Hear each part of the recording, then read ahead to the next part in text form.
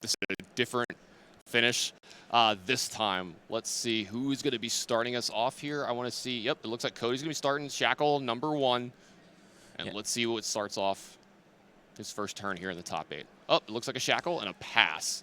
Not letting Hamilton get any kind of cycling going on in his hand. And that's fair, and that's perfectly fine. We saw what happened last time. Cody went a little, he got aggressive early, allowed Michael Hamilton to cycle all the cards. And what was the result of that? Michael Hamilton had a fused Starvo at the beginning. So we're going to start with, that would be a Spinal Crush.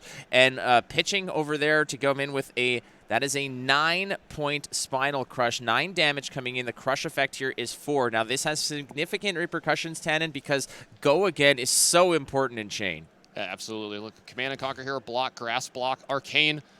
Oh, Arcanite. All right, this is the first clue. This is the first clue that Cody is putting Michael Hamilton on fatigue, because this might be the first and only, one of the first and few opportunities that Michael Hamilton's actually going to be attacking. It's most likely going to be all chain all the time. So being able to just go ahead and slide your equipment across the table and say, I'm probably not going to use this. I didn't use it last game, so does it really matter? And now Cody's going to start shackling. All right, Invert Existence, I believe, so that's going to attack the graveyard. Yeah, Cody only taking 3 there from that attack as well. Crush not going to happen, so it looks like we're going to have a Belittle, and we're going to show a Bounding Demigods. That's going to go and find a Minnowism. See a Minnowism already in the pitch zone, but there's more copies behind this for Cody as well. Looks like a red Minnowism is pulled up. That's going to be able to pump an attack here as well if he wants to be able to do that. Blue one usually got, you're going to get those when you want some more extra resources. The red one, when you want to be able to pump up attack, maybe do some little, some extra damage. Yeah, the issue was last game, Cody was not necessarily putting across enough damage. Usually on that last turn where your Soul Shackles really reveals your entire deck, Michael was at a healthy state, so it wasn't that important. This time, let's get the red Minnowism. It beefs up my next attack. So I think Cody's is just realizing that he needs to go full throttle. There's nothing that's in his way, that he should be pushing as much damage as quick as possible. I do want to point something out here that I'm a little surprised by, but I definitely trust Michael Hamilton to be better at this than I am. There's a Stalagmite Bastion of Eisenloft in play here. This is what we mentioned last time as well. I had this discussion with Brian, and it did factor in because on those major plays, it did slow things down. Looks like we're going to have an Art of War played here. It looks like it's going into the +1 mode and a banish the card from hand, but let's be real. That's not actually a deterrent here. That's a feature.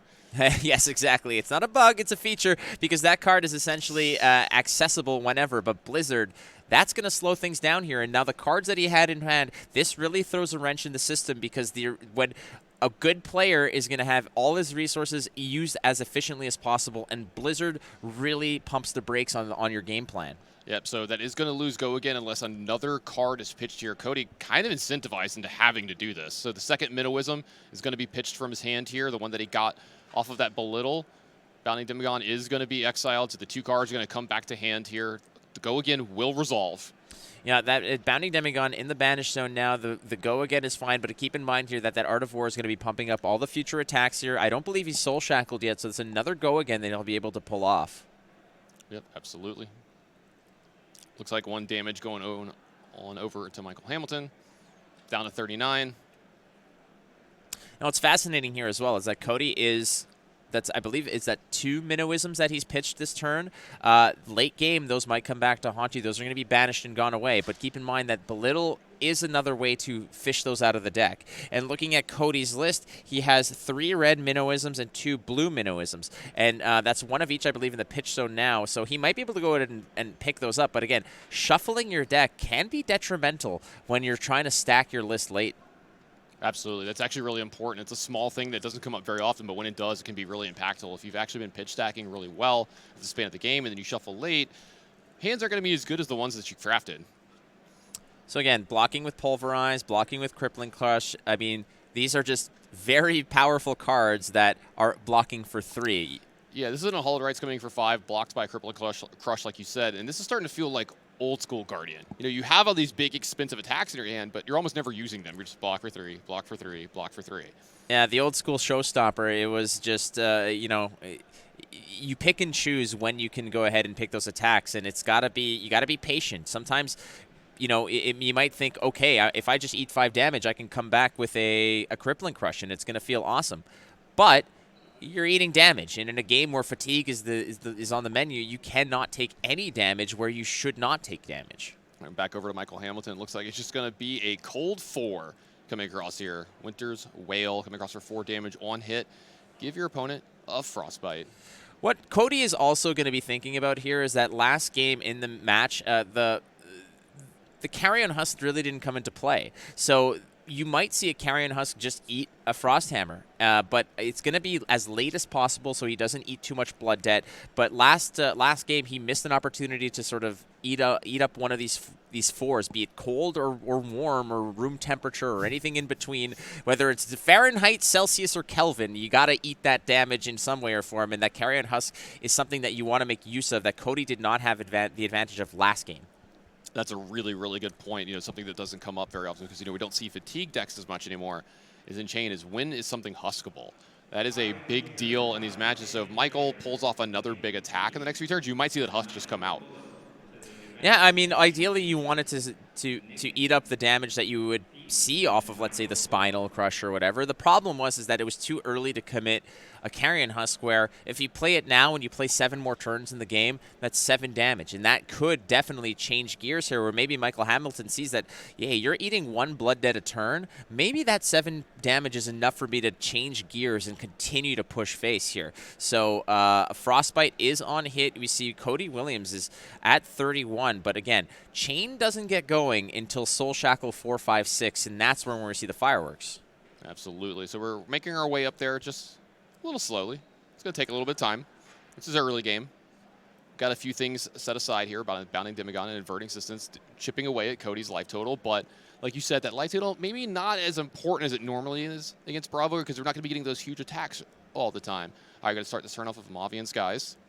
There goes the Frostbite token. Those Time Snap potions are in the deck here. Just to notice that we're maybe seeing some extra cards start to have found their way into the Chain deck. Looks like the Bounding Demigod is going to get played here. No, you're absolutely right. That's a very big, key piece there. The fact that the Time Snap potions are in there, and when you can't manufacture Go again, having a Time Snap potion on the board in a situation where you can get that extra action point, you can stretch that turn out and really force Michael Hamilton to take damage. That's very important. These are cards that I don't believe were in the original matchup, but again, knowledge is power in this, and you did just see these 2 players square off not an hour and a half ago. I mean, knowing is half the battle. Don't forget that. So this this Bounding Demigod is attacking for 4. We have a sink below, matching up to it, and it does look like we are actually going to sink. So Michael's going to put a card from yep, there we go. Card from his hand to the bottom of his deck and draw a new one here. A little bit of filtering, possibly setting up an attack for his turn. But like we said, Michael thinks he's going to take this game a little slow and easy. So that's one of 2 sink belows that Michael Hamilton has in the deck. I believe there's 9 total defense reactions. So there we go. The Soul Shackle is getting activated. And this is kind of what we were talking about earlier. I know that we don't have the Ram's Head here, but this is what we're talking about. The chain is broken there. The combat chain is broken whenever you make the Soul Shackle. So that's why you see all the cards go away. And then we have another Soul Reaping attacking for free because we're banishing a card from our hand. And the Hollow Rites going to the banish zone, which it'll be back later. Oh, it'll definitely be back later. As you see over there, you may banish 1 or more cards from your hand rather than pay for Soul Reaping's cost. But hey, that's a lot of attack that's coming through over here. So, Cody Williams does have the deficit here, and he has been taking blood debt damage. So Michael Hamilton, despite not really attacking very much or being too aggressive, is letting Cody Williams just essentially, self-destruct to a degree. And you do have those ticking fuses that will eventually cause that end game explosion. But at the moment now, it's again, like I said, it's when you hit that Soul Shackle 4, 5, 6 that we really see Chain ramp up, and we're going to see Michael Hamilton begin to really struggle with these attacks. Looks like we're going to see the Turn Tipper come in and block up some of this, and then there's going to be a use of 2 of the resources here to make sure Grasp of the Arcanine gets to make a Rune Chant token here, and that's going to be followed by an attack from the Rosetta, which is going to be for 2 and 2. There's a Rune Chant that's associated with that as well, and that's a nice little extra piece of damage. Again, it's how it's divided, and it doesn't get too it's not clear cut. It's not too easy to figure out sometimes. It's got to take a little creative accounting in order to make sure that none of this gets through. But again, Michael Hamilton's on a full defense strategy here. So as long as, I think the major thing that he's worried about here is all Michael Hamilton wants is a blue ice card, or any blue, frankly, at that rate, to just slow down and pressure Cody to any degree. It does look like he's going to take, I think, 4 of this down to 33. I don't believe that there was a non-attack action played ahead of this, so I think it's just 2 plus the 1, which is still, it's 3, which Michael Hamilton apparently just gladly took there. Yeah, and Michael Hamilton goes down to 33. Cody down to 29 off 2 blood debt for himself. Now we're back over to Michael Hamilton's going to put that tunic up. Does he have an attack this turn? It looks like he does. It looks like this Winter's Whale is going to come in here.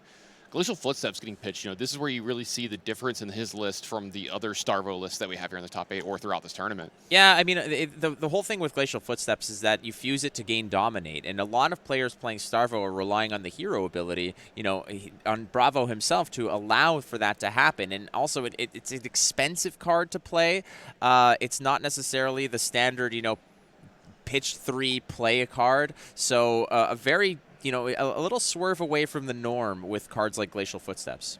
Now, it was only Soul Shackle for 2, but we did hit a 50% here. We do have a Blood Debt card, a Ghostly Visit being put on layaway a little bit here, maybe making an appearance this turn, making an appearance next turn. We'll have to see how Cody Williams wants to approach the attack this turn. He's down to 25, but his life total's not the one that's in jeopardy as much from attacking. Michael Hamilton's being very into the full-on defense this game, like we've been talking about. You know, could change gears at the drop of a dime, but Cody's not going to know when that's happening. Well, he knows how to play defense, like we mentioned, playing Oldhim to a calling win. And you're not playing Oldhim because you're aggro. You're playing Oldhim because you like control. And here we go. Here's another start to a big turn from Cody here. This is one of the best cards in the chain deck. This is an Art of War. He's going to banish a card from his hand to draw 2 cards, but that card from his hand is going to come back later in another Ghostly Visit. Now, I did just catch a glimpse of an Unmovable in his hand, too. I do think we're playing with a stacked deck here. Just a lot of extra cards from Cody to make sure that it's a little harder to fatigue him. I mean, having it in there, I guess it's, if it gets banished, it gets banished, but it's not bad because, again, if Michael Hamilton can find a seam here where, let's say, a fused Okinold comes at Cody, having it at an opportune time is not the worst thing. I mean, you could always pitch it, you could do something with it, banish it or whatnot, but ultimately, it's not the worst thing in the world to have against a Bravo player. You can't have a deck of 60 all-star cards. They're not all fire. You got to have a few, you know, burning embers here and there. Exactly. So we got attack for 4 here from this Ghostly Visit. Let's see, we got a block for 3 from hand for Michael Hamilton. Is anything else? Do we want to prevent this with seeds? No, it looks like the 1's going to get there. So Michael Hamilton down to 32. What's the next attack Cody has lined up here? We'll have to see. This could be the start of a pretty big turn. If Michael Hamilton could get out of this with some cards, I mean, this could definitely change because it seems like Cody Williams is really just not necessarily, he's not creating Soul Shackles. He's not playing the cards that are being banished here, so he's taking some blood debt tax. You know, it's occurring to a degree here where Michael Hamilton is just watching that self-implosion. Yeah, he's not actually having to push damage, right? Like, you're seeing Cody Williams taking 3 damage, 2 damage almost every turn, and then you've got the Winter's Whale coming in, maybe chipping in for a little damage here, and then Michael can pivot almost whenever he wants to. There's going to be a turn where he's like, okay, well, I'll take the damage this turn because it's not that threatening, and now, since he might have Starvo in his hand, he can have a huge, huge attack. Looks like we got a Captain's Call to +2, the next attack. Looks like the chain is getting broken here. Soul Shackle, the next attack is going to have go again here. Resource Floating is going to use to be another Ghostly Visits coming in. I think this one for 6. Yeah, so just taking a quick look here, making sure that everything's on the level, that Captain's Call offering the +2, and like you mentioned, inheriting or manufacturing a go again with the Soul Shackle. So I believe it's taking the +2. Is that coming in for 6 here, or is it just the 4? All right, so a block of Glacial Footsteps here. We'll see in just a quick second here. So it was coming in for just the 1. So I believe that's just coming in for 4. So as it stands right now, Rosetta as a 2 and 2. This is where it starts to get spicy, Tannen. Yeah, absolutely, 2 and 2. This is going to be presenting damage on 2 different fronts. We got 2 physical, 2 arcane. Going to put some pressure on Michael to be able to take care of all of this now. He does have those no rune boots, but that only prevents 1 at a time because this is 1 instance of 2. But that Crown of Seeds still sitting there, and it looks like it might be time to use that. So, yep, resource off the tunic, prevent 1 of the Arcane. He's going to block, and it does look like he's not going to use the Seeds here, so a little tiny bit of damage is going to get through here. I'm sensing that there's a D-React that's going on in that arsenal. Seeding a D-React is definitely not, it's not a good EV in that case, so I think he's waiting for one of those super tall, really high up there attacks. So that Captain's Call may have been a situation where choosing the +2 off an attack, but that attack, I believe, has to be a certain cost or greater, which I think the Ghostly Visit was not. So in which case, at this rate, it was just a matter of using a non-attack to fuel a better Rosetta Thorn. Absolutely. Looks like Michael went down to 30 this turn. Cody's going to take a little bit of Blood Debt. He's gotten rid of most of his cards. There's still that Unhallowed Rites sitting around. And there's going to draw back up to 4, and we're back over to Michael. Does Michael want to do anything on his turn? He looks like he's going to power up that Tunic, and we're just going to keep doing the same thing he would be doing, swinging for this Cold 4. That Hammer, and again, a card like Channel Lake Frigid is such an important piece against Chain. It just really slows down what they want to do. It really sucks resources out of their hand in order to fuel those wide turns. But again, at the rate that this is going, it doesn't seem like Cody has had those massive turns that he is looking for. So pitching the Channel Lake Frigid now, no reason to hold on to it. What I'm very curious of is what is in that arsenal. I still think that it's like a Staunch Response or a Turn Timber. This looks like a really bad banish so far, and that is a complete whiff. 2 Belittles and a Mavian Sky is going to be put away. Then Unhallowed Rites, though, still sitting there, ready to be used turn. There is an Arsenal card for Cody here as well. And Cody going to count his deck. And it's important here, too, because you have to make sure that, you have the right numbers in the math set out. So when you're drawing cards and shackling, you got to make sure that your last turn where you're shackling for, let's say, a 6, you're not just ripping 3 cards off. Or you're shackling for 7 and you're really losing value. You got to keep that in mind, that the math is turning out. It's a very intricate way to keep track of this stuff, especially with Chain. So you got to keep a real close eye on your deck limit here or your card count, and how many times you're shackling. It seems like Cody is not as aggressive on the shackles as he was in previous games. Yeah, it seems like he's only doing it when he absolutely has to or needs to. Now, this is something we saw from the Chain players in Vegas. They would pick their deck up and count it every now and then to see, when am I going to be getting to these specific things? This is another card that just got pitched here that I thought was going to be important in this matchup. There's an Eclipse. You can maybe set up a turn where you get that Ursur into play. It's a little difficult, but it is doable, especially with those Time Snap potions that we saw in the deck. Now, it looks like we've got is that a Shadow Puppetry into an Unhallowed Rites? It is definitely it's the start of a nice thing, let's just say. At that rate, it is, in fact, Shadow Puppetry, which is a great card. It's one of these staples for Chain decks. It does a little bit of everything. Gives +1 attack, go again, and if it hits, look at the top card of your deck, you may banish it. So that could just stretch out that turn again, but most importantly, it's giving this turn a little bit more runway, a little bit more longevity. Absolutely. So let's see how Michael wants to respond to this. We've got an attack coming in from here. Michael just weighing his options here again. He knows that he's in full defense mode, so there's not really a situation here where he's saying, okay, can I just take a little bit of damage and keep a good hand? Really, if you're playing on Fatigue, you need to commit to it from the get-go. The second that you pivot off of it, it will come back to haunt you. Playing Fatigue against Chain is a very, very, very effective strategy. However, you cannot take that carrot on a stick. It might look like, okay, if I eat 5 here, I might be able to come back with something nastier. But that is a very, very attractive thing, but it will eventually lead you astray. Does look like a Crippling Crush is going to come out to play and block here, but it is still going to leak through a little bit of damage. We're seeing Cody resolve the Shadow Puppetry here. That card, he wants to keep it. He doesn't want to banish it. Looks like we've got a making of a Soul Shield. I'm sorry, Soul Shackle here. That's up to 4. I've been calling Prism way too many times today. So Soul Shackle up to number 4. Chain is broken. Rosetta Thorn. Yeah, that's it. 2 and 2 Rosetta Thorn. I mean, that's where you want to be with that. It's just break up that damage. And I still believe that if he's not seizing the second piece of that Arcane package, that's got to be a D-React in there. We know he's running 9, 3 unmovable. I believe there's what do we got here in terms? We got 3 Staunch Responses, 3 Turn Timbers, 2 Sink Belows, and the Pulse. So he's well suited to just start tanking damage, or throwing out the big boys. So if he's holding on to it, I think that's what it's for. Yeah, it looks like a Riftbind. Going to finish up here and attack for 3. Riftbind, a card that used to be the one that killed you in these decks. You would want it to be late in the game, you'd be putting it towards the bottom of your deck along with your Seeds of Agonies, and you see the turns of start with Seeds of Agony from Banish, maybe play about 3 more of them, play some other stuff, and then Rift Bind for 9 on some of these turns. But this is a card that's just a good value card now. You still need that certain amount of Blood Debt cards in your deck to make sure you have enough going for these Soul Shackles to be good. So that Riftbind was from hand, so it does not get the benefit of having a boost based on the non-attacks that were there. That's not the ideal place. Usually you want to rip those from your Banish Zone. Those are the ones that you want to be pitching early to rip off the top with the Soul Shackles late. But you know what? You poke in damage where you can. And at this rate, Michael Hamilton has only got a 1-point edge, despite all the work that Cody's done. We got Arsenals on both sides. Speaking of poking and damage, last card in Michael's hand. He keeps working out this way. It's an ice card. This is a cold 4 coming in over to Cody Williams. Cody hasn't taken damage from himself for the first time in a while here. No Blood Debt cards left over, but this is a Winter's Wail coming in for 4. I wonder if this is the opportunity, perhaps, where he's even considering with the Husk. But I think that, yeah, getting rid of an unmovable is the right move here.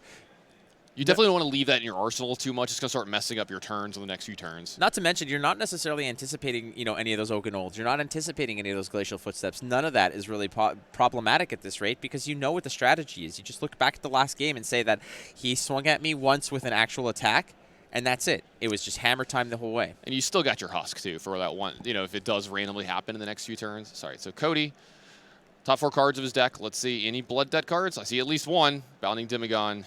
Oop, we got 2 Bounding Demigods this turn, so back to 50%. Cody going to be cooking with a little bit of extra ingredients this turn.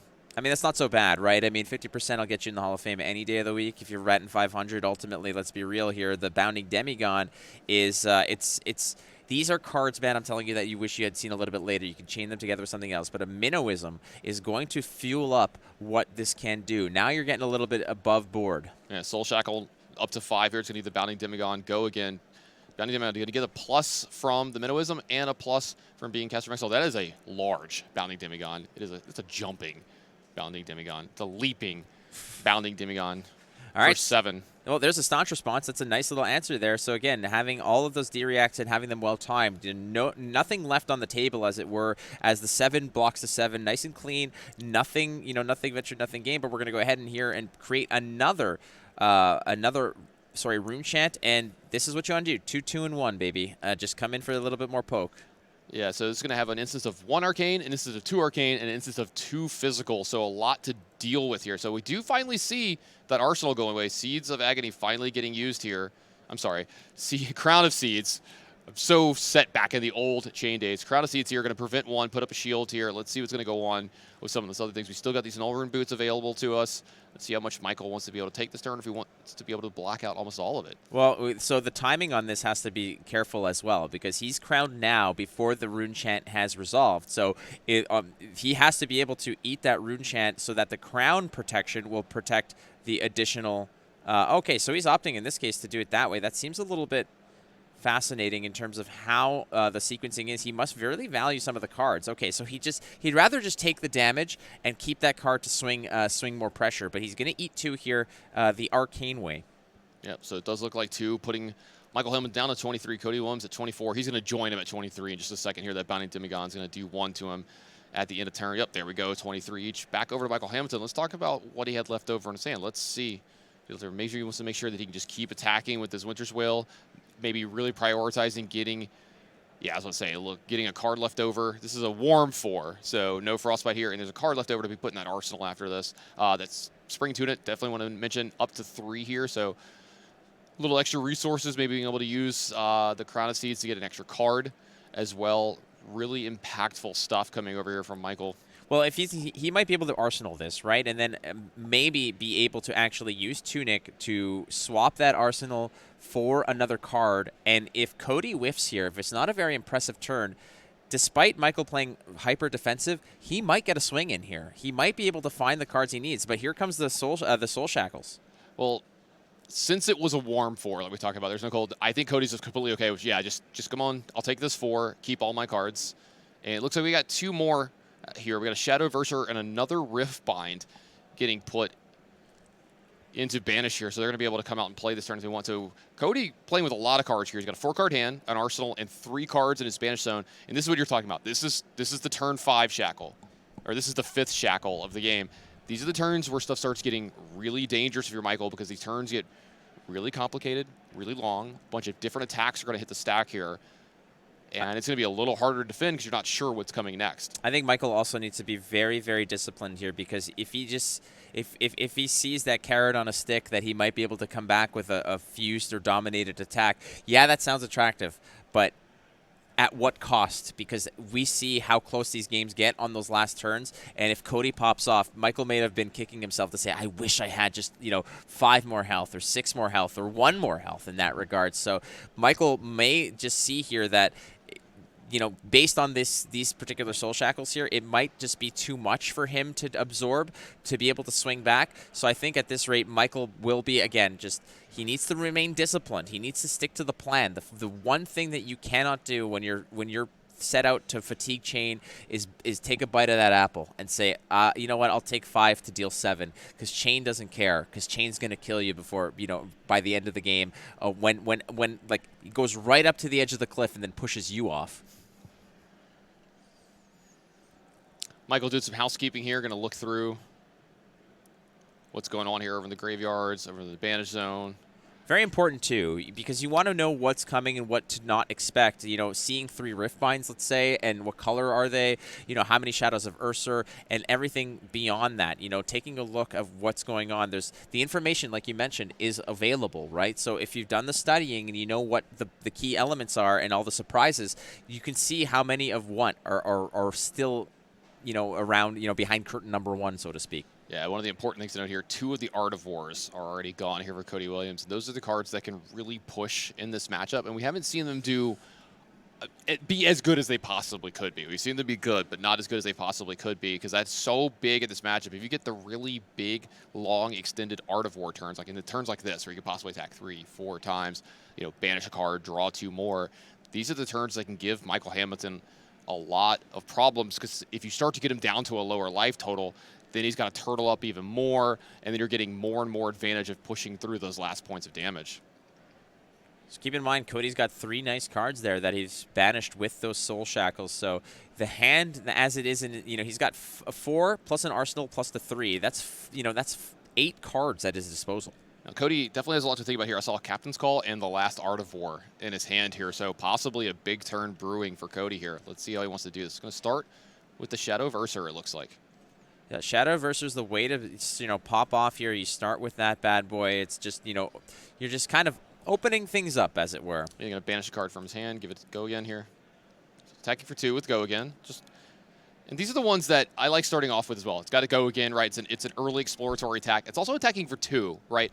So the only clean blocks that Michael has of this are cards like Crater Fist, or he could just prevent 1 here, with like the Crown of Seeds. It feels bad sometimes to block with something that's got block 3 on a 2 when you know that there's other attacks coming this turn. You don't really want to overblock too much if you can.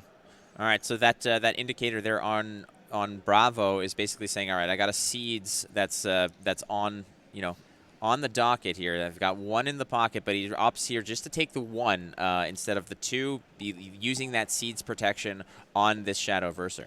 Yep, looks like this Howl from Beyond is going to get played from the banish zone here. This is going to pump up the next attack. I think this is a red one, so it should pump the next attack by 3. Chain is going to make the 6 Soul Shackle. Unhallowed Rites being played from the arsenal.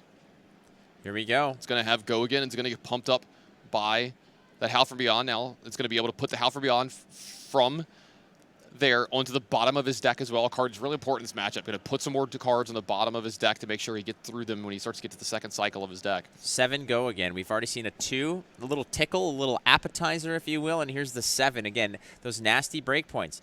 But we're coming in with the block. That's a Spinal Crush block, an Autumn's Touch block. We want to make sure that as minimal amount of damage that is going to leak through. That's how Hamilton got through in the last game. That's how Cody is aware of what the game plan is going to be effectuated against him. So he's preparing for this, but you still need to be aggressive here.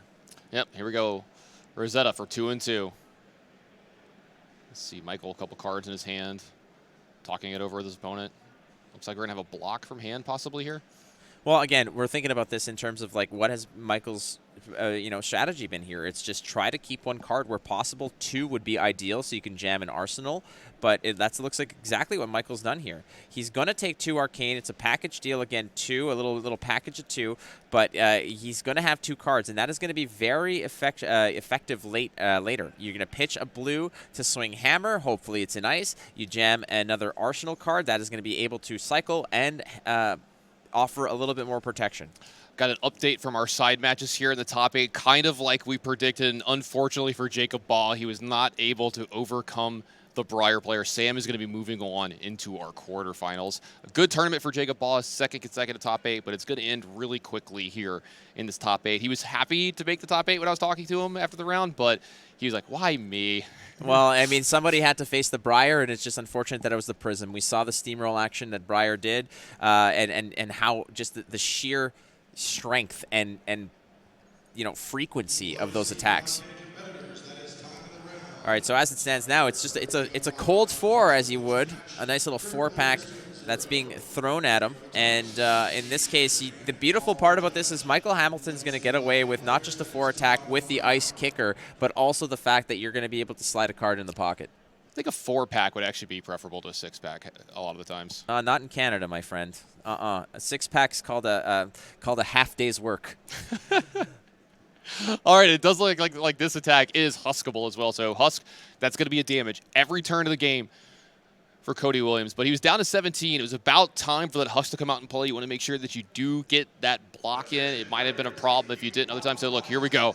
This should be a big turn for Cody. This is a 6 shackle. One of those unmovables gone. There's a tome as well. Oh, no. He almost whiffed. The last card, thankfully, was a Shadow of Ursa for him here, but those are 5 cards that he's not going to have access to for the rest of the game here. All right, now if there was a lining of the silver variety, it means that that's a lot of whiffs that you may not see in the next turn. So he's gonna do his best here to really get things rolling and just make the best he can. And ultimately, the next Soul Shackle that comes out might be 7, and it might be really good. And what Michael's doing here is he's counting the deck left over because he wants to know how many more draws do you actually have here. If you're going to banish 6 cards next turn, possibly 7 cards next turn, and then the turn after that, that might mean you only have 2 or 3 more draws of actual cards left in the deck, and that's telling Michael how much more he has to defend for the rest of his game and how much longer he has to just hold on until the chain player is actually just run out of cards. Yeah, he's going full Hodor mode here. It's just hold the door. It's still too soon, by the way. It might be too soon. That was the best show that had 5 great seasons that I'll ever talk about. Yeah, there was never a 6th or 7th. just 5 totally great seasons. Looks like we've got a chain activation here. Soul Shackle number 7. Let's see what action is going to have go again here. Mavian Sky's pitch is going to get some resources here. This looks like a Vexing Malice. Another attack that comes in 2 different ways. Yeah, it's the red one, so that's a 3+2 on top there. So there he goes. Thank you, Cody. Exactly. Thank you, Cody. That's a nice little visual aid there for us. But yeah, 3 is still not that bad. Again, it's not that break point of 4. You can block it with 1 card if necessary, but it does come in 2 different ways, like you mentioned, and the Soul Shackle enables the go again on this. So it's 5 split in 2 ways, but it's still, in my opinion, a very nice start here. You're getting through. What you need to do if you're Cody is just start chipping away at that life total. All right, back over to Michael here. Let's see what he's got to defend. He does have a card in his arsenal, so Crown of Seeds is available to him, along with those 4 cards in his hand.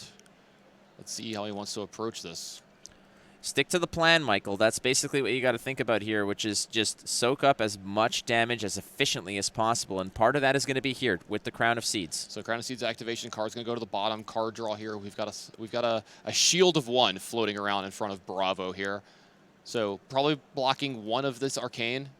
There's 2 resources left over here. If he wants, he has access to Null Rune Boots, so he can kind of make both of these Arcanes go away, and then maybe block of 1 card from hand. That would be a full block, but let's see if that's what he wants to actually do this turn. Yeah, Null Rune Boots are going to come in clutch here, and the problem is that sometimes this Arcane, like on Vexing Malice, like on a Supercharged Rosetta Thorn, it comes in a package of 2, and you can only deal with 1. So that's where Seeds is so important, but Seeds is useless without an arsenal. I keep saying this. Seeds is already one of the better equipment made in the game. When you combine it with Fendal's Spring Tunic, it's just utterly busted, right?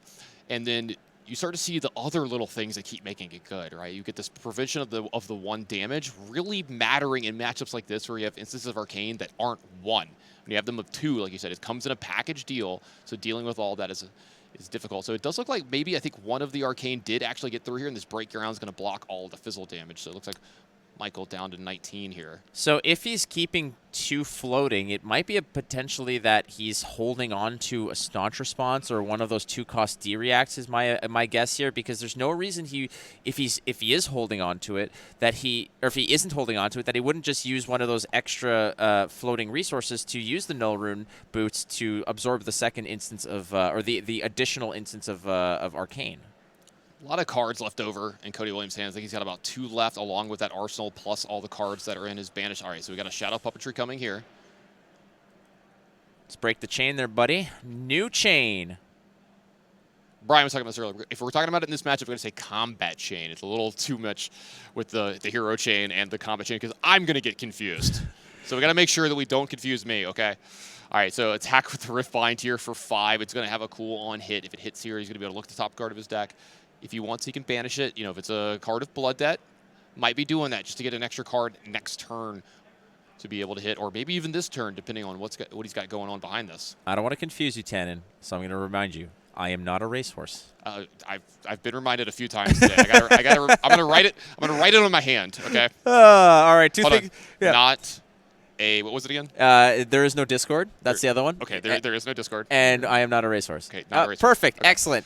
So this is an awesome Rift Bind here because it does really take a lot of – it really maximizes the potential of what a Shadow Puppetry can do, giving it the go again, the +1. Plus the Rift Bind looks at the non-attacks prior to it. So it's a nice 5 for a pretty cheap price. Yeah, Turn Timber coming in to take care of that. Now we see a Rune Chant being followed up by a Rosetta Thorn, and this is going to be the 1/2/2. Yeah, the 1/2/2, again, a little Texas 2-step, a little 2/2/1 or how it was, a little, take that bad boy to the dance floor. But ultimately, so the 2 float that we saw earlier was, in fact, for a D-react. So I thought that's what I thought it was going to be there for, because there's no other reason for it to float it, but that's the way to go, and it's a nice usage of the D-react. So, but he's still soaking some damage here. He's still holding on to some cards. So I'm wondering if Michael is just doing the same math that Cody is in terms of how many more turns he'll have to absorb. But as it was last game, I think Michael was more closer to 16-18 at this point. So Cody is doing a lot better job, but at the same time, with all of those cards left in the Blood Debt, it's like a snake eating its tail just to sustain itself. Yep, you see 3 cards up there, 2 of which can be played. That Carrion Husk will forever be Blood Deading Cody Williams.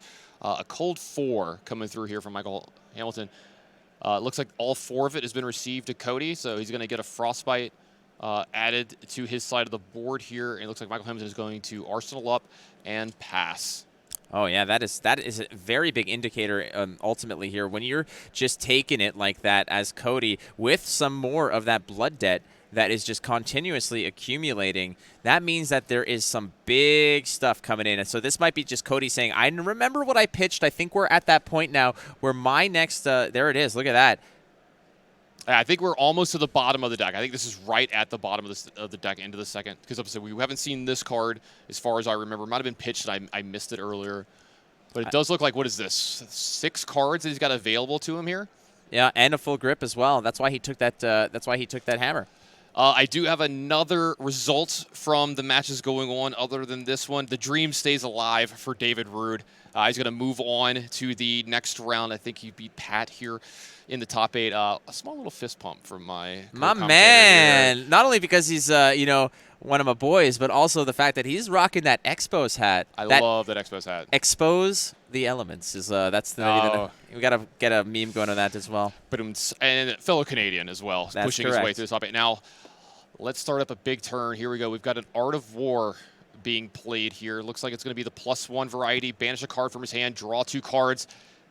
This might be a very big turn, Flake. Hold on to your butts. It looks like we're about to do a ton of things.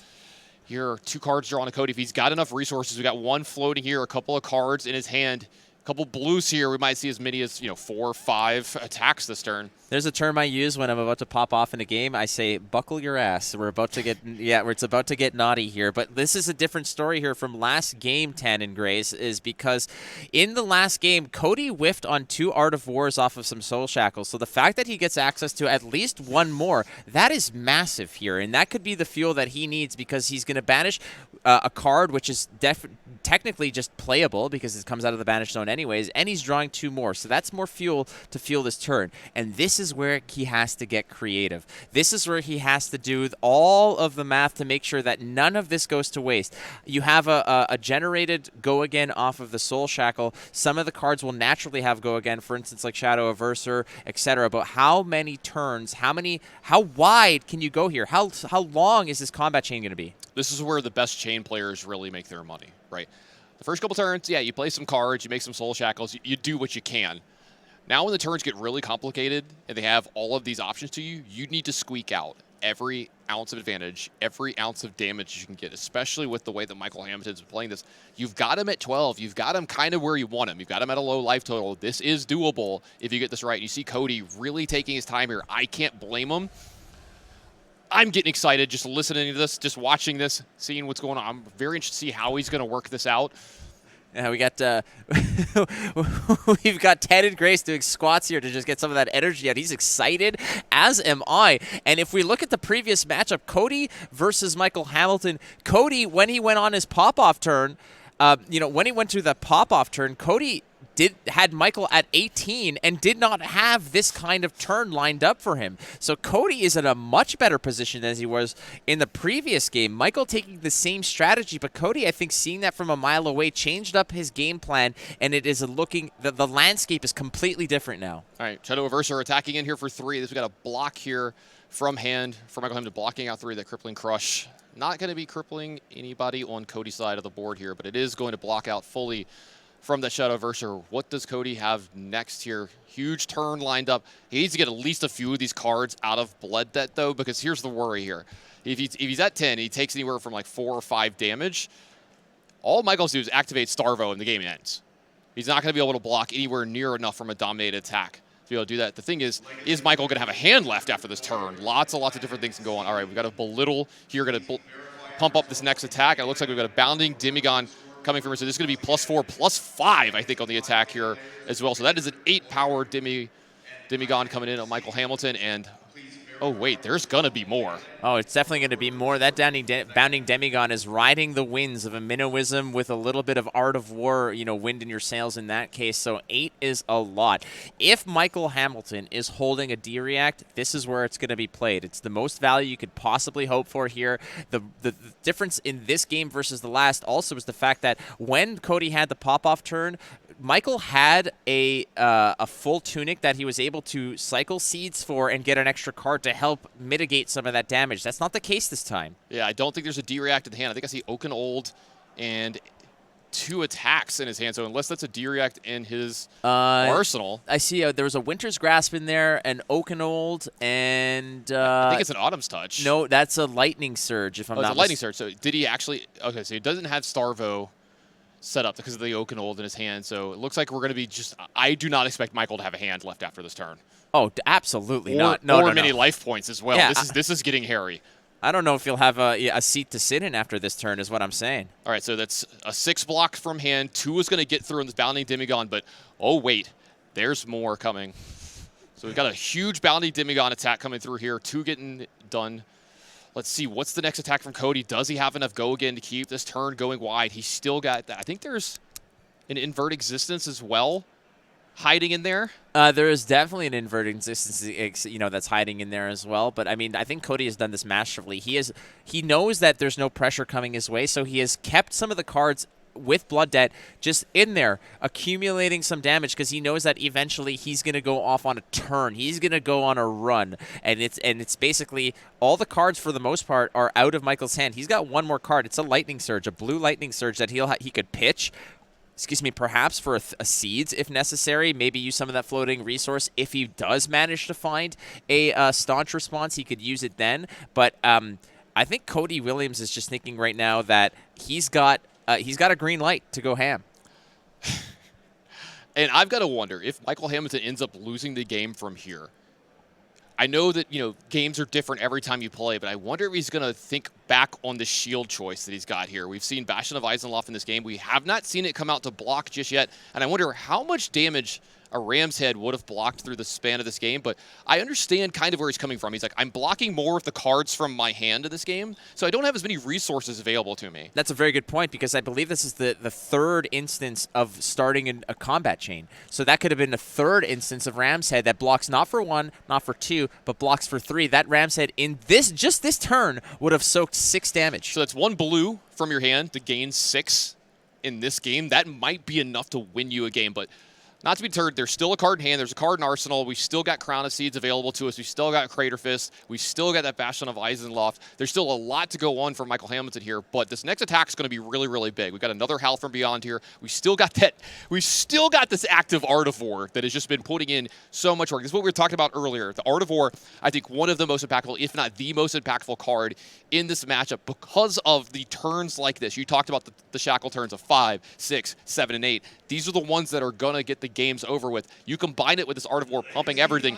You see what's going on here. These Bounding Demigods are attacking for 6, 7, and 8 every single time. This is so much for Michael to deal with. And then Michael's not going to have a hand when this turn's over, so we're just going to go right back to Cody. It's going to happen again. No, Cody's been very, very smart about how he's approaching this. It's no longer a matter of clear out as much of the blood debt, push as much as I can, because Michael is maybe not going to, may not soak it all, but what he learned from the last match is he needs to just accumulate it all so that he can explode in one foul swoop. So it looks like this Lightning Surge is going to block a hand. That only blocks 2. This isn't a Guardian card, so 4 damage get through. Michael Hamilton down to a precarious 6. What does Cody have left this turn? I think that's actually going to be it. It looks like he's going to Arsenal up, and half of his life total is going to be taken away by blood debt here. He's down to 5. Michael Hamilton is 6. Michael Hamilton holding on to that Arsenal card here.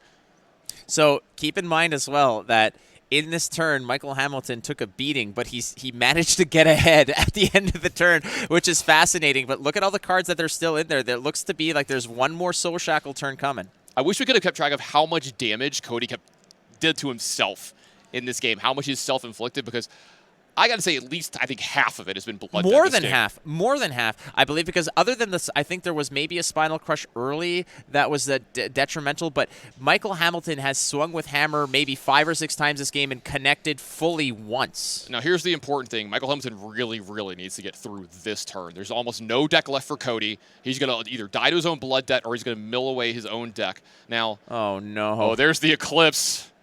I don't know if that's going to happen this turn, but here's some more cards for the fire. Now, we've got the Bastion of Eisenloft. We've got a Crater Fist. We've got a Seeds that can be activated here as well. We've got a card in the arsenal. There's 4 cards in his hand, but you can see the pressure. Look at Michael Hamilton. Look at Cody Williams. They're both dealing with tons and tons of pressure. This is probably the last real turn of the game. Is that a Time Snap Potions in his hand? It's possible. I mean, that can give you a little bit of extra juice. Time Snap Potion was pitched a lot earlier in the game. We do know that he's running 2 in the list. Right now, Michael Hamilton basically built a parachute out of duct tape, and he's hoping that he can land safely. That's what he's hoping for here. It is just a scary situation because he knows what's coming down the pipe. He sees that the ground is coming at him at a really high pace. Now, the really important stuff here I want to talk about, look what's in the Spanish Zone. We've got a Howl from Beyond. I think that's 2 Invert Existence. Is that 2 Howl from Beyond actually? So we got 2 and 2 of each one of those.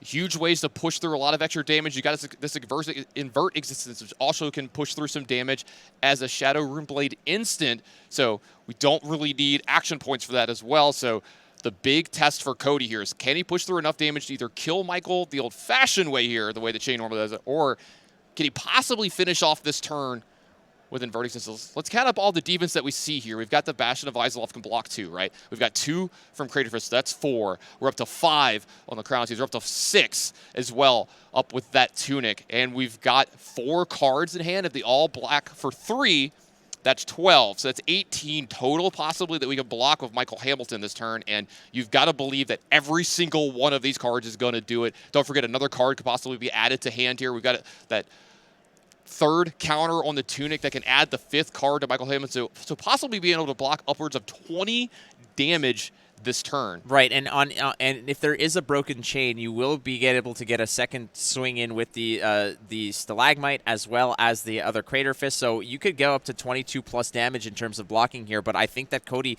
could easily just punch right through that. Cody right now is biggest enemy is himself. I mean, his biggest threat is that blood debt that's piling up, and the cards that he's pitched in the order he's done so has now come back to haunt him. He's basically reaping what he sowed, frankly, and he's seeing that this could either be feast or famine for him, and he's hoping that he can be the one at the end of the day to still have life points. Got to give a shout out to our other caster that's not in here right now. Brian Gottlieb made sure that we got this match specifically on camera in the top 8 in the first round, and I got to say, Brian, well done, well picked. This one has been a good one. One of the most tense matches I've ever seen in Flesh and Blood. It's coming down to this. Captain's call is going to be the start of the turn here. It looks like it's going to be a +2, so no go again added from there. We've got Shane going up to the 9th shackle. That's not really going to matter. The go again is what's going to matter. That times that potion is going to get pitched. 3 resources here. Now we've got a Ghostly Visit attacking from Banish here.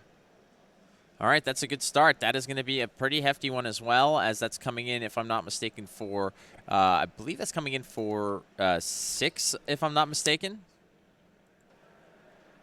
Here we go. Yep, it is, in fact, 6. All right, so the dice don't lie, Tandon Grace. That is a 6-point attack with a Ghostly Visit. So here comes that creative accounting now. We're going to go ahead and use the Tunic value to go ahead and drop a card from Arsenal under the deck, and hopefully this could be something like a Staunch Response. Yeah, pretty important to mention here, you can't get greedy with your seeds here. You just need the 5th card in your hand as early as possible to have all of the information, just because you need to know what's going on this turn, how much you could block from where. And you're going to be blocking with that Tunic as well the first time that it gets a really good block in. All right, so I did see a Guardian attack, 2 Guardian attacks. I believe there's like a, is that a Disable, if I'm not mistaken? I might have seen an Okanold that looks like Disable. There's Disable. There's a Channel Lake Frigid. Yeah, so those are 3 blocks in there. So Disable is one of the options here, blocking for 3, which is good.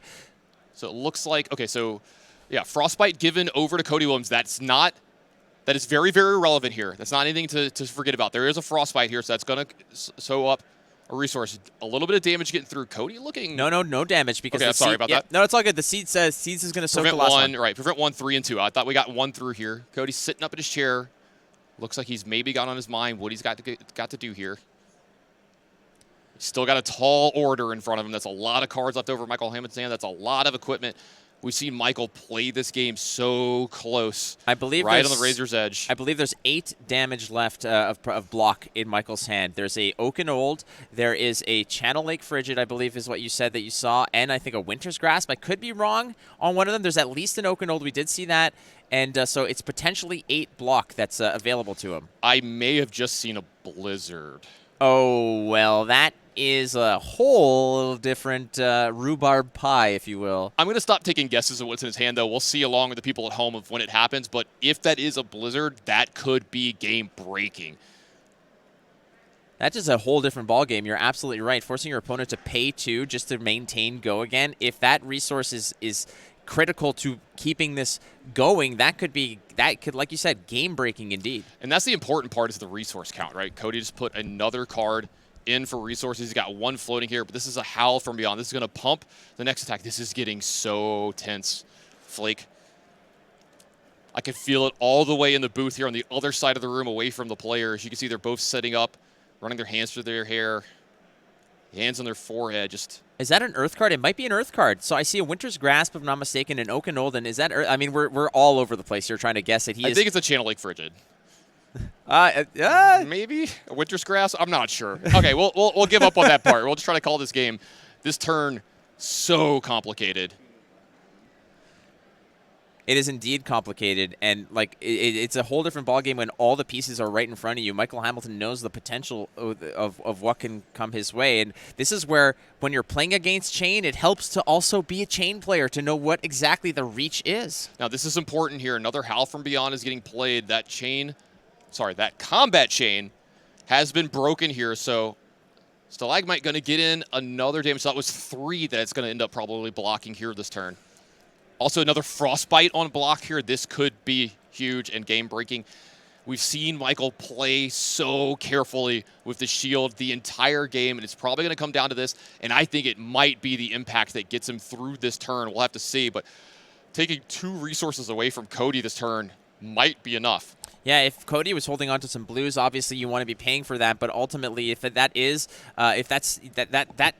stalagmite being able to be played twice in this turn creates a situation where you are paying 2 extra. That is a whole other card out of your hand in order to just continue to fuel this turn. And Cody has been playing that dangerous game of absorbing blood debt for so long that if he cannot clear that out, he might not have another turn.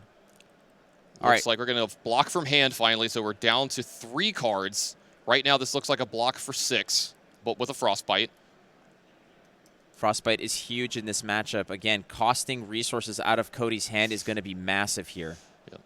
So it looks like we got a block for 6 lined up here. Keep in mind also that the Crown of Seeds has already been used, and if Cody could potentially, if things line up right, just swing with Rosetta and poke in with the 2 damage, that it might be unblockable. Still get those invert existences as well. Can do a very good impression of that. All right, it looks like we're going to be committing to this block for 6. This game would have gone to time, and we're at 55+ minutes here. You can see just how important it is to make sure that you are on the level, that every little aspect, every detail is accounted for. There's the Frostbite, a little donation from the Stalagmite charity. Here, you can take this with you. Now, this is kind of important again as well. This combat chain gets broken yet again. We're going to have that armor come back out. That Crater Fist is going to be able to block again this turn and gain another life, just showing how close Michael's played this, how well he's played this for this exact turn. He's like, I just need to weather the other turns, and then on the turn like this, because let's be honest, most turns like this from a chain player you're not surviving from, and Michael is doing a very good job of navigating this. Yeah, like we mentioned, like the last 2 minutes of a basketball game take 30 minutes. That's what this is. It's the most crucial part of the game when all the chips are on the table and you have to make sure that these pieces fit together to make a pretty picture, and that's what Cody's trying to do here. Looks like double invert existence possibly happening here. All right, so the pitch if was... If you doubly invert an existence, doesn't that just make it a normal existence? I'm not good with... I'm pretty positive if you invert something and invert it again, it's back to where it's like doing a 360. I'm not an existenceologist, so I'm not sure. I'm not an existence scientist. Yeah. we'll get some scienticians in here to figure that one out. It's way above my pay grade. All right. I mean, what we do know right now is that Michael Hamilton's at 4, and the train keeps chugging along here. But again, like you mentioned, those Frostbites may have become very important here. This activates Eclipse. Oh, just Eclipse. Yeah, no big deal. So there it is. Eclipse is a free instant that if you have played 6 or more cards with Blood Debt this turn, if you have, you may play Eclipse from your banished zone, which was there. So create an Ursur, the Soul Reaper token. This was a factor in the last game that Michael won. Michael actually managed to absorb the Ursur and then kill it on the next turn and just make hay here. But there it is, a beautiful piece. The Ursur, the Soul Reaper, has entered the fray. This is a rune chant attached with Ursur as well. So this is an instance of 1 attacking for 6.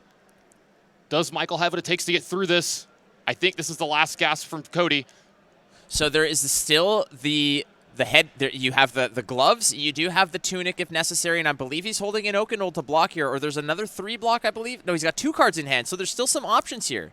3 cards in hand. Is there possibly there's a 3-card hand? Michael Hamilton is really just kind of do the math here. Cody, look at him. Cody's just showing, I got nothing in hand here. This is what you see. What you see is what you get, my friend, and it is this Ursur, the Soul Reaper. Okay, it looks like maybe this rune chant is not actually popping with this Ursur here. Maybe a timing with the way that they resolve. It's very complicated, the turns with chain like this. Making sure you get through this completely correct. You need a judge almost every time to get through these turns correctly. And there they are. I mean, this is the Calling Tan and Grace. This is the highest level of Flesh and Blood that we have ever played as the Calling. I mean, we do have the Nationals. These are on the same tier in terms of the quality of the players. Cody Williams on Chain coming out of seemingly nowhere. The Chain players are really learning something about that. The fact that this is still a hero that you need to worry about, that under the right, piloting can really make waves here. Absolutely, really making waves here, making a name for himself. Cody Williams definitely has had some really good showings in the past, put up some great results, but looking to improve on that and take home one of those trophies. I can tell you right now, every player really wants to win, not just because of the prizes that are involved, but the prestige that comes along of calling yourself a champion of any kind of big event, calling, national championship, pro tour that we got coming up.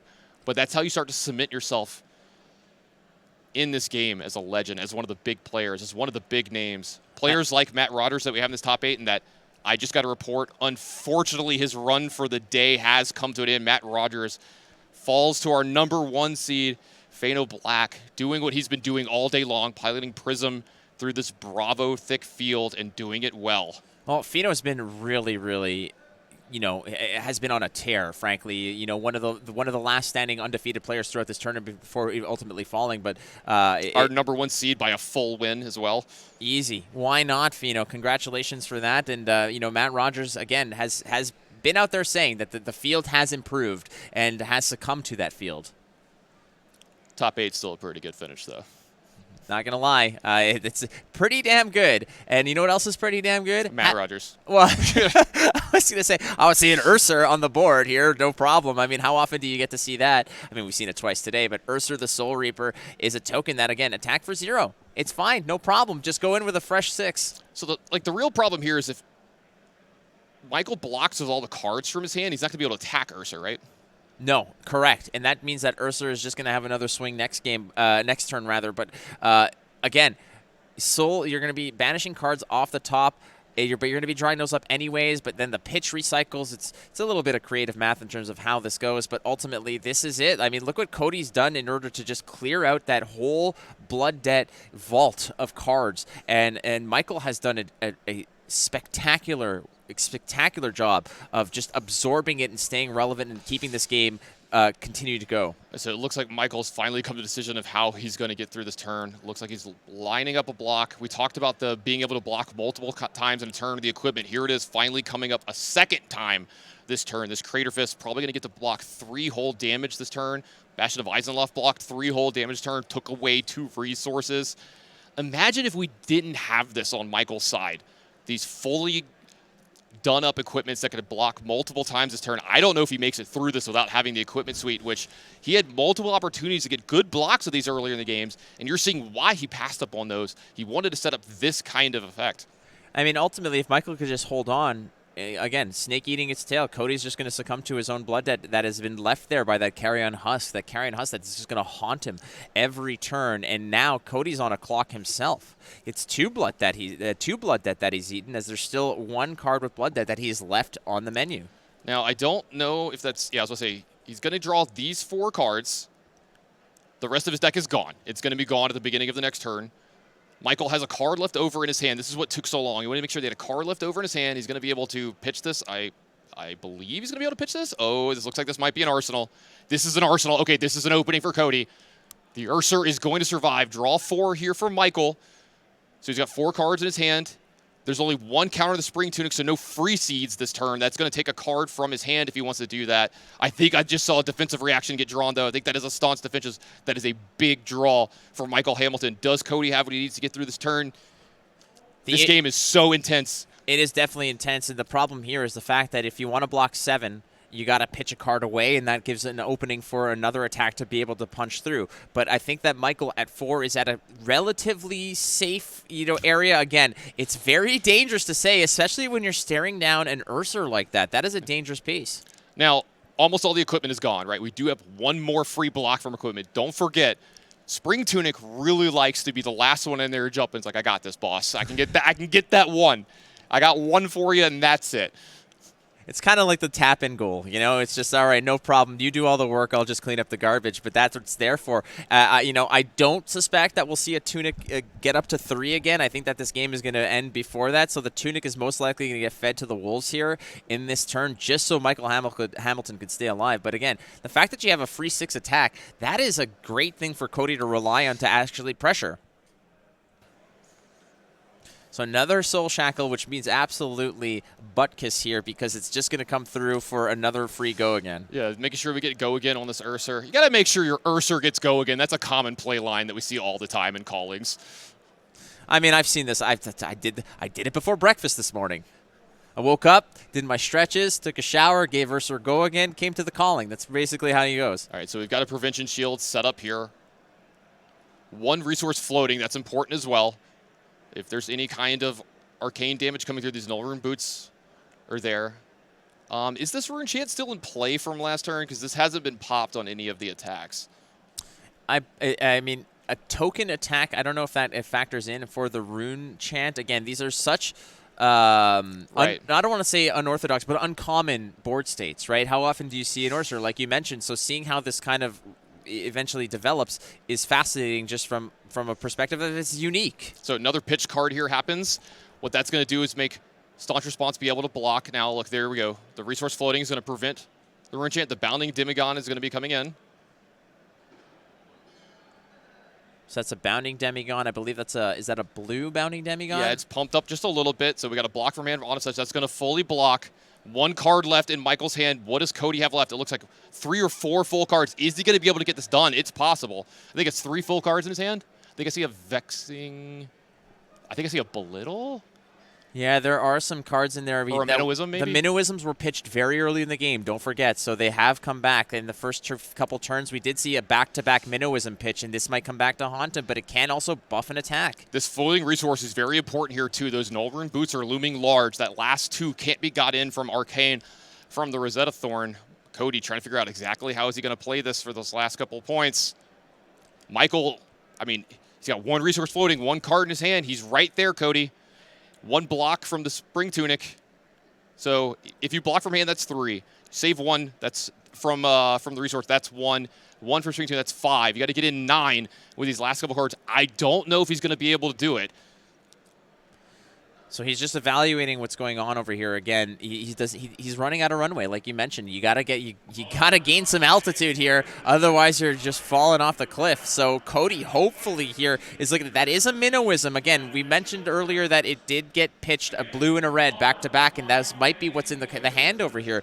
But keep in mind, a Minnowism is one good way to buff up one of the attacks that are coming through. I think I saw a Shrill of Skull form in his hand as well. If he can get that one to attack, that can be a pretty big powered attack here, though. It matters if it's a blue one. I think they're only blue. Well, he does have some yellow ones in his deck, it looks like, as well. So those attacks can come in for a lot. It would be a little less than 7. It would probably be more like 6 or 5, but that's a lot of damage. What needs to be also understood here is the fact that that Time Snap potion, which was pitched, is what essentially you're drawing into, and that is not a threat. That is just juice in terms of getting the engines churning here to maybe get some attacks, but you're running out of attacks. Yeah, this is the last turn for Cody. If he doesn't get it done here, I don't think there's any kind of pitch stack that he can make that actually is going to threaten a full hand from Michael next turn, or Michael just might be able to kill him with the cards that he has in his hand.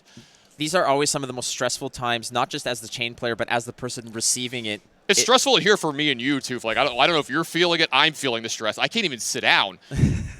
But like if you look at Michael Hamilton, he has basically been a passenger on this turn. He's been presenting the proper lines of defense here, but he is just observing. So there's another pitch of the Minnowism. And again, none of these cards are ever going to get banished again because they're just going to get drawn up before the banish occurs. That is it. That's all she wrote in terms of what cards are there. All right, there it is. You were spot on for the Shrill of Skull form. I do believe that is a blue, though, Flake. So this is only going to be attacking for 5.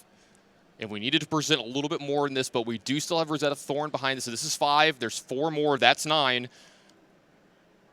Michael Hamilton deep in the tank here. This might be the most stressful game he's ever been a part of. I mean, and he just came off of a game where it was another stressful one against Cody earlier, so he knows this feeling. He's lived in it. He's you know, it's like he was born in it. He was molded by it, right? So he's just exactly knows how to deal with it. The composure is there, but the focus is also there, and that's what you always have to hold on to in these situations. Don't get rattled. Don't get tilted. Stay focused. No one cared who he was until he put on the Crown of Seeds. Boo. Right, boo, but yay. I'm sorry, I had to. So it does look like some damage is going to get through here on that block for 3. Michael down to 3. I was going to say, are there any cards left in his hand? There's 1 resource floating.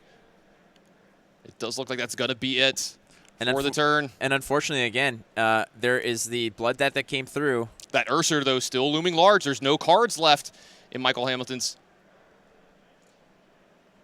All right, so all he's going to do is put up that tunic and Just say, all right, have at it again. I might have said it just a little bit too early. Cody Williams down to 1. He is going to get another turn. I kind of forgot the fact that this Ursa is going to sit around, and that's important. There's so much going on every single turn from this chain player.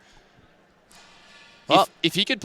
Okay, so he still has the belittle, right? So that's a non-attack action. It's a Minnowism. It's a Minnowism, sorry. It's going to buff up the Shadow of Ursa if necessary. I think the last bastion of hope here is the fact that you can go in with the Minnowism onto the Shadow of Ursa with the Soul Shackle that basically gives it go again. That'll buff it up. Yep, there's the Minnowism. I believe that's the blue. The Time Snap Potion's in the hand as well. That's basically complete junk. He's holding on to rags here other than the fact that that Minnowism is going to buff up a pretty punchless Shadow of Ursa. So Minnowism first.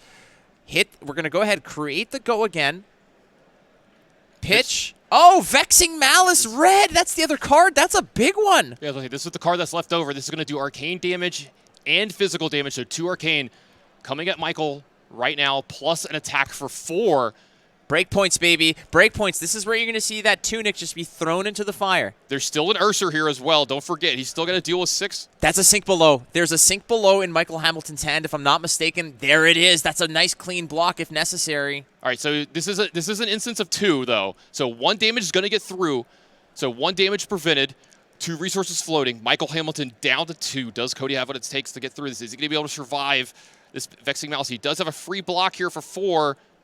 And then I think I see a block for 6 behind this. Or wait, Channel Link for Frigid is only 2, but that's a block for 5. Channel Link Frigid is a 3. That's going to block for 3. Absolutely, he's going to block for 3. And there's another Guardian attack, so he's got 6 blocks physical in the hand. But right now, what Cody's thinking is like, I got one more shot here. I have no more go again. So this is where it all comes down, I believe, as he's thinking, okay, well, might as well go for the big boy. Let's hope that you don't have it. Let's hope that you've got 2/2 blocks in your hand, but it doesn't matter. Just in case. There it is, fist bump. What a game. Cody Williams is unfortunately not finishing, get past the finish line. Michael Hamilton holds on for dear life. Wow. All I can say is wow. One of the most intense games I've ever seen. I've just sat down for the first time in the last 20 minutes. I could not contain myself during that game. Yet another shout out I think needs to go to Brian Gottlieb for picking this game. Absolute masterful game from both players here. One of the most intense games I've ever seen. Do I need to shower you with the water right now? Just get a little spritz, but yeah. What a game from both players. Cody, you can definitely hang your hat on this one as one of the better games I've ever seen in Flesh and Blood. Unfortunately, your tournament is going to come to an end here. Michael Hamilton's going to move on to those semifinals. He better ask a judge for a little bit of a break after this. I would imagine. I mean, that one went the distance for sure. Cody Williams, though, major props to you for that one because he knew what was coming up. Michael Hamilton was his opponent not 2 games ago or so and knew that there was the defensive strategy coming in, the fatigue strategy. What Cody Williams did was decided, like, if I'm not going to be getting attacked, I can afford to take some blood debt. I'm going to create this bank of attacks so that when I feel comfortable, we're going to go full force. And he got a little closer this time, but not close enough. And you know what? Props on him for building his deck in a way that definitely could compete with that was going on. He got so close. We actually saw an Ursa token, you know, things you don't normally see too much in the chain matches anymore without Seeds of Agony. But what a hell of a match, what a hell of a finish. And we got one hell of a top 4 as well. So I think we can take a look at this bracket and what's left over. That Michael Hamilton, you know, he's going to be playing against Sam Dando. I can't wait to watch this match myself. Breyer, one of my absolute favorites.